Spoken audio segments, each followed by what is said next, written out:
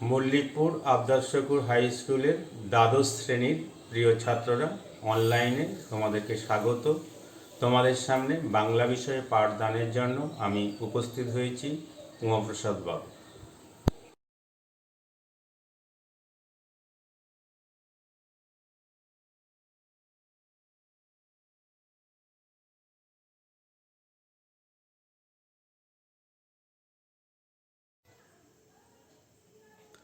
আজকের বিষয় রূপনারায়ণের কুলে, রবীন্দ্রনাথ ঠাকুর। কবিতাটি খুব ছোট, মাত্র 15 লাইনের, কিন্তু ভাবের ব্যাপ্তিতে এ বিশাল ও বহুমাত্রিক। বিস্তৃত আলোচনায় যাবার আগে কবি পরিচিতি দেওয়া দরকার, কিন্তু এ কবি সম্বন্ধে এত অল্প সময়ে সব কিছু বলা কি সম্ভব? তাই এ কবিতার জন্য যতটুকু প্রাসঙ্গিক ততটুকু উল্লেখ করছি। তিনি বহুমুখী প্রতিভার অধিকারী। বাংলা সাহিত্যের কোনো শাখা বাদ পড়েনি তাঁর লেখনী থেকে। তিনি বিশ্বকবি। উল্লেখযোগ্য কাব্যগ্রন্থ: প্রান্তিক, সেঁজুতি, আকাশপ্রদীপ, নবজাতক, সানাই, রোগশয্যায়, আরোগ্য, জন্মদিনে, শেষ লেখা।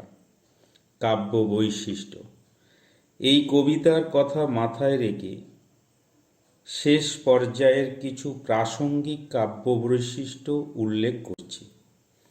1937 সালে জীবনে প্রথম কঠিন রোগে পড়ে কবির মৃত্যুর মুখোমুখি হন। তার প্রভাব পড়ে কাব্যের মধ্যে। 1.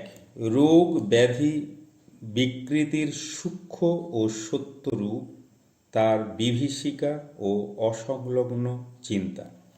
2. রোগ মুক্তির স্বস্তি, আনন্দোচ্ছ্বাস নিয়ে আসে মৃত্যুঞ্জয়ীর সাহস। 3.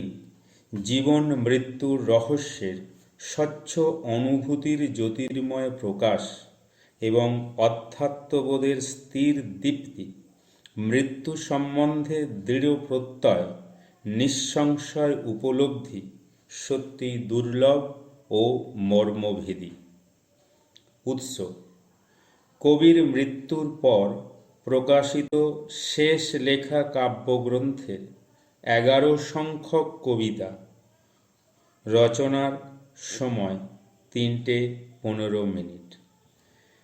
এটা বুঝতে পারছি এই মুহূর্তে তোমাদের হাতের কাছে কোনো বই নেই, তাই কবিতাটি পাঠ করে শোনাচ্ছি। রূপনারায়ণের কুলে। রূপনারায়ণের কুলে জেগে উঠিলাম, জানিলাম এ জগৎ স্বপ্ন নয়। রক্তের অক্ষরে দেখিলাম আপনার রূপ, চিনিলাম আপনারে আঘাতে আঘাতে, বেদনায় বেদনায়। সত্য যে কঠিন, কঠিনেরে ভালোবাসিলাম। সে কখনো করে না বঞ্চনা, আমৃত্যুর দুঃখের তপস্যায় জীবন।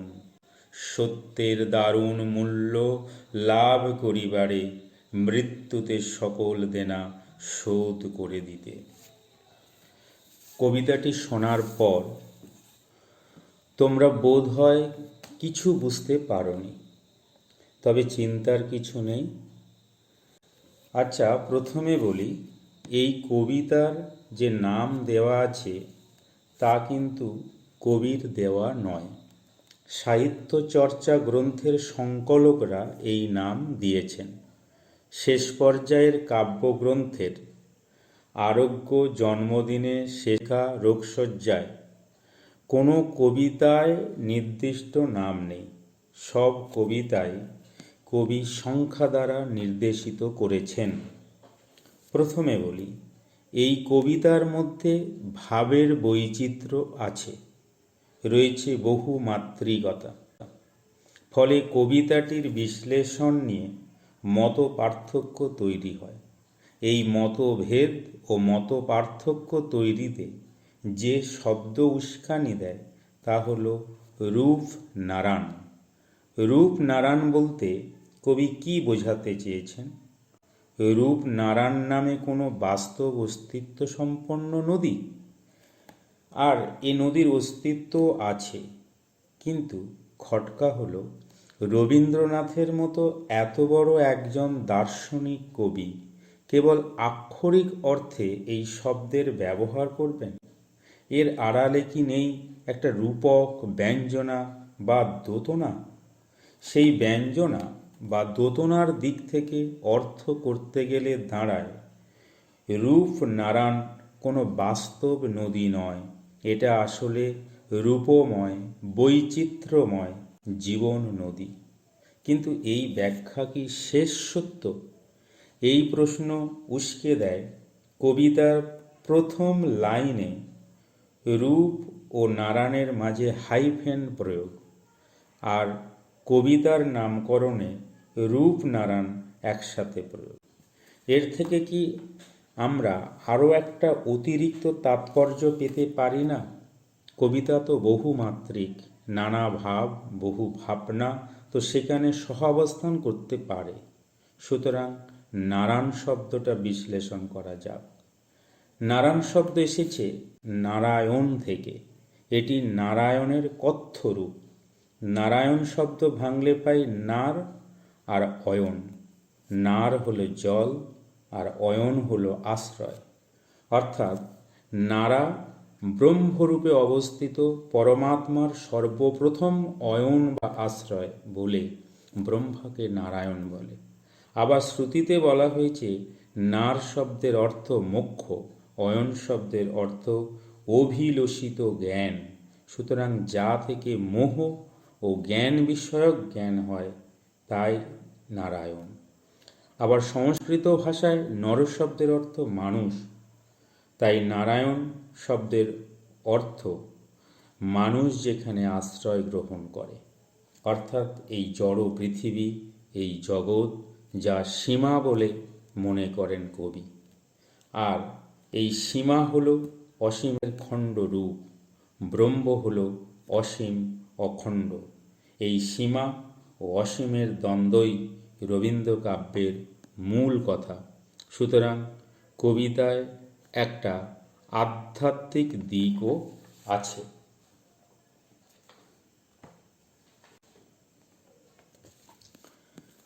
রূপ নারায়ণ মানে জীবন নদী। এই ব্যঞ্জনা মেনে কবিতাটি আলোচনা করলে দাঁড়ায় জীবনের উপান্ত বেলায় জীবন নদীর তীরে পৌঁছে অবসন্ন চেতনার গধূলি বেলায় রোগ জরাগ্রস্ত কবি জেগে উঠলেন। এই জেগে ওঠা শুধু ঘুম থেকে জেগে ওঠা নয়, নতুন বোধে, নতুন চেতনায় জেগে ওঠা। নবচেতনার নবোপলব্ধি হলো এ জগৎ, অর্থাৎ ইহলৌকিক জগৎ, পঞ্চ ইন্দ্রিয় দ্বারা উপলব্ধ জগৎ। স্বপ্ন নয়, অর্থাৎ কঠোর বাস্তব। কারণ স্বপ্ন তো ছলনা মাত্র, স্বপ্ন মিথ্যা, স্বপ্ন অলীক। স্বপ্ন তো জড়িয়ে থাকে ঘুমের সাথে, রাতের সাথে, আঁধার দেশে। এ স্বপ্ন মানুষের বুদ্ধিকে দুঃখ দিয়ে বেড়ায়। স্বপ্নের কুহেলিকা যখন সরে যায় তখনই দেখা যায় সত্যের রূপ। কবিও দেখলেন নিজের রূপ, কিন্তু সে রূপ নিটোল সুন্দর লাবণ্যময় নয়। রক্তের অক্ষরে দেখলেন নিজের রূপ। রক্ত তো সংকেত মাত্র, যুদ্ধ, লড়াই, সংঘর্ষের মূর্ছনা মাখা থাকে রক্তে। অর্থাৎ ফেলে আসা জীবনের ঘরে বাইরে রক্তাক্ত হওয়ার কঠিন, কঠোর, করুণ দৃশ্যসহ নিজেকে দেখতে পেলেন। নিজেকে উপলব্ধি করলেন আঘাতে আঘাতে, বেদনায় বেদনায়। সে আঘাত নিজের সঙ্গে নিজের, নিজের সঙ্গে পারিপার্শ্বিকতা, নিজের ব্যক্তিগত জীবনের একান্ত যন্ত্রণা যেমন ছিল, ছিল অজস্র মৃত্যুর মিছিল। স্বদেশ চিন্তা, বিশ্ব ভাবনা নিয়ে মতান্তরজনিত যন্ত্রণা যেমন ছিল, তেমনি ছিল নিরীহ মানুষের অসহায় আত্মসমর্পণ আর অহংকারী অত্যাচারী নিষ্ঠুর মানুষের নির্বিচার অত্যাচারজনিত বেদনাও। কিন্তু সেও তো জীবনের একটা অংশ, সেও সত্য, কিন্তু বড় কঠিন কঠোর সে সত্য। তবুও কবি সেই কঠিনকে ভালোবাসলেন, কারণ তার মধ্যে ছলনা নেই, প্রবঞ্চনা নেই, কুহক নেই, নেই কোনো বঞ্চনা। সত্য কঠিন, অনেক দুঃখ, অনেক দাবি নিয়ে আসে, স্বপ্নে তো তা থাকে না। তাই কবি কঠিনকেই ভালোবেসেছেন সেই কঠিনের জন্য সব কিছু দুঃসহ কাজ করতে। এই দুঃসহ কাজের মধ্যেই জীবনের দেনা শোধ করে যেতে চান, কারণ তো দুঃখের তপস্যা। মৃত্যু না হওয়া পর্যন্ত এই দুঃসহ দুঃখকে আমাদের ধারণ করতে হয়। মানুষের জীবনে দুঃখ প্রকট, দুঃসহ দুঃখ বেড়া জালের মতো মানব সংসার ঘিরে আছে। দুঃখ মেনে নিয়ে নিখিল বিশ্বের প্রতি ভালোবাসা বিস্তারী মানুষের মনুষ্যত্বকে প্রকাশ করে, আত্মিক স্বরূপকে প্রকাশ করে। এ বিশ্ব সংসারে জন্মগ্রহণ করে মানুষের জন্য কিছু করা, মানুষকে ভালোবাসার মাধ্যমে সকল দেনা শোধ করা যায়। তাই কবির জীবন সায়ান্নে এসে আক্ষেপ করে বলেছেন, যদি আবার আমি এই ঘুম থেকে উঠতে পারতুম, তবে জীবনের এই দুঃখের তপস্যায় সত্যের দারুণ মূল্য দিয়ে সকল দেনা শোধ করে দিয়ে মৃত্যু হাতে নিজেকে নিশ্চিন্তে সমর্পণ করতুম। মৃত্যুও এক চরম সত্য, মৃত্যুর মাধ্যমে তো আমাদের লেনদেন ঘুচে যায়। এবারে আসি আধ্যাত্মিক ব্যাখ্যায়। জীবন মৃত্যুর চৌকাটে হোঁচট খেয়ে ব্রহ্মসত্য লাভ করেছেন কবি। রবীন্দ্রনাথকে বলা হয় উপনিষদের শিশু। ঋষি কবিদের মতো তিনিও ছিলেন সত্য দ্রষ্টা। নারায়ণ অর্থে নারায়ণ বা ব্রহ্ম, এবং কুলে মানে আশ্রয়ে যদি ধরি, আর পরম ব্রহ্ম তো অসীম, অখণ্ড, অরূপ। সারা জীবন অসীমের সন্ধানী সত্যদ্রষ্টা কবি যেন পরম ব্রহ্মের রূপ দর্শন করেছেন। তাই রূপ নারায়ণ প্রয়োগ করেছেন প্রথম লাইনে। জীবনের শেষ সময়ে অখণ্ড অসীম পরম ব্রহ্মের আশ্রয়ে জেগে উঠলেন, অর্থাৎ নতুন চেতনা লাভ করলেন, মোক্ষ লাভ করলেন, উপলব্ধি করলেন সেই ইহলৌকিক জগতের বাইরের জগৎকে, ব্রহ্মাতিরিক্ত সব কিছু মায়া, অলীক। এই প্রকৃতি, এই জগৎ সবই মিথ্যা। অথচ কবি এই মায়ার ছলনায় ভুলে ছিলেন। তার সব সৃষ্টিও মায়াময়, অলীক। তাই সেই চরম সত্য উপলব্ধ হতেই এত আঘাত, এত বেদনা।